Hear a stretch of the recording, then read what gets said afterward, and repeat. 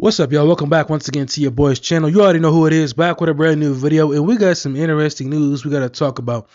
Earlier today, I was watching some of the John Campea show, and he made some interesting comments about the future of what the MCU is doing with the TV shows, basically separating the TV shows from the movie cast. So I'm right here on cinemablend.com, and I'm going to read a little more into what this all means and see if we can clear up some of the air. Make sure to hit the like and subscribe button, support the channel. Please watch my videos from start to finish. Let's do this. Marvel's rumored to be making a big change to its Disney Plus shows following Vision, and I have very mixed feelings about this. There are pros and cons to this. Although TV shows connected to the Marvel Cinematic Universe have been around since Agents of S.H.I.E.L.D.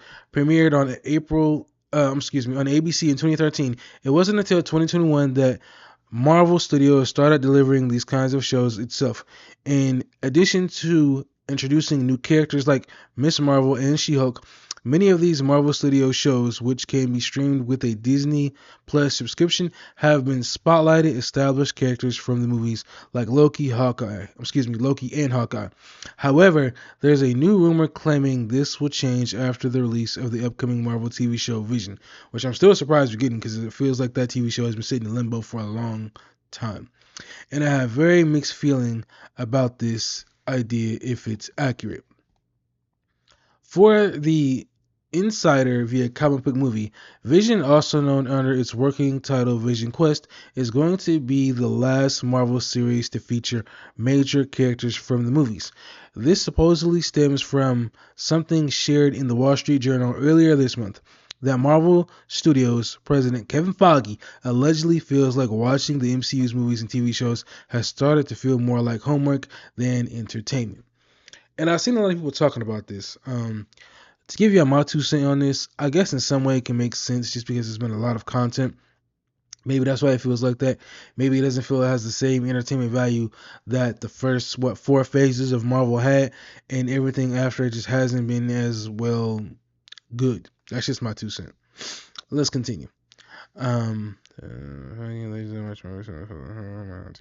So if reporter Jeff Snyder's sources are correct, plans are in motion to forge a larger divide between the MCU's big screen and small screen offerings.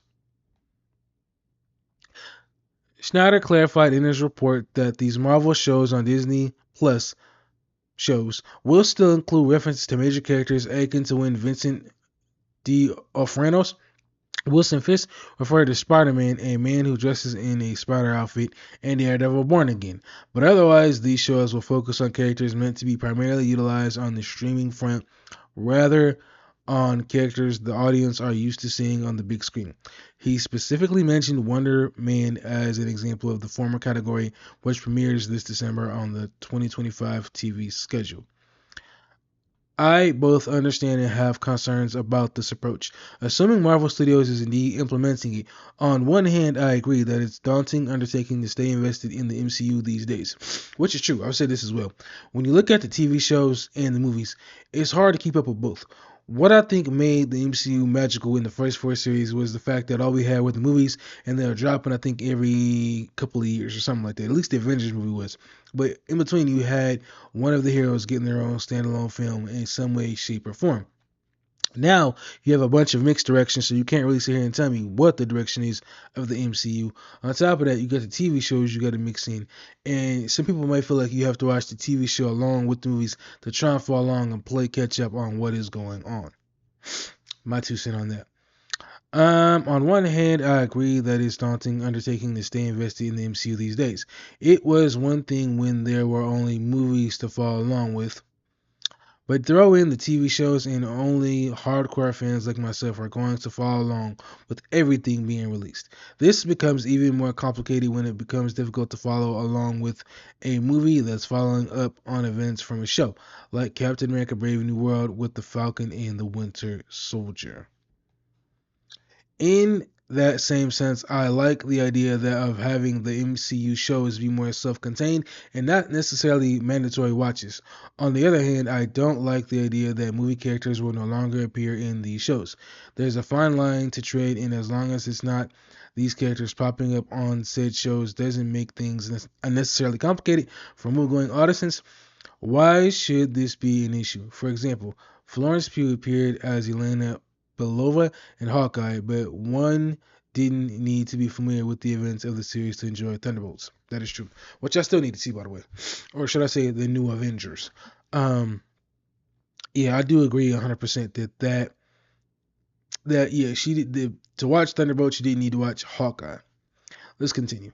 I also worry that only referencing these major characters will be too reminiscent of the MCU Netflix days when characters like Iron Man, Thor, and Captain America were only acknowledged in the loosest sense on shows like Daredevil and Jessica Jones. Give us the full name drops, directly references events from the movies.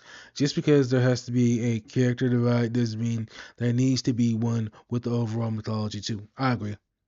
I agree. Vision will arrive sometime in 2026, and there are no other live-action MCU shows stated for beyond that right now, as it was reported in February that Nova, Terror Inc., and Strange Academy had been scrapped. So it may be a while until this new rumor is confirmed or debunked, but until then, next on the MCU TV front is Ironheart, which premieres on June 24th.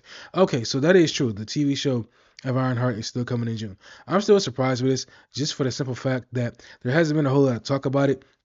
I mean, it's already made. June is right around the corner, and there's been no hype, no posters, no nothing. We've seen all the stuff for the movies, but we have not seen anything for the TV shows.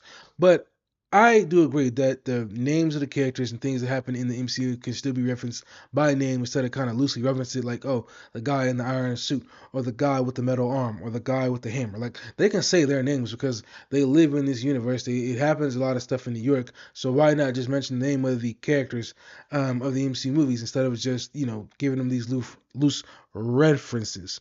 Something else he was saying, I agreed with. Yeah, you can have some of the characters from the TV shows appear. Excuse me, some of the major characters appear in the TV shows and not have it connected to any major events in the movies. But it's like, if y'all gonna do this, you got to make sure that the stories are well thought out and well told.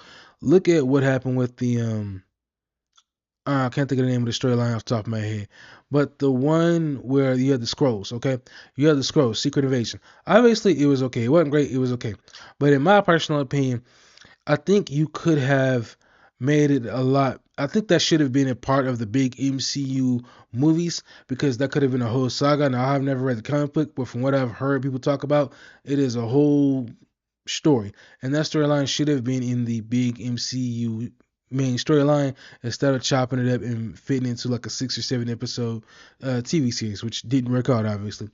And that's just my 2 cents. So if you have the characters from movies pop up in the TV shows in some small cameo role or maybe episode they helping out, and it doesn't have to have the people watch the TV show and turn around and watch the next movie, that is cool. But I'm okay with it being a divide. We'll see how it works out. Anyway, let me know y'all comments on this Marvel dividing the TV show characters up from the movies and having the movies not have anything to do with the TV shows. Post your comments down below. Let me know what you all think. I appreciate you all for watching. Catch you on the next video. Like, comment, subscribe. Peace out. 2,000 watch hours. 2,000 YouTube subscribers, 4,000 watch hours. You know what I'm saying. Peace out.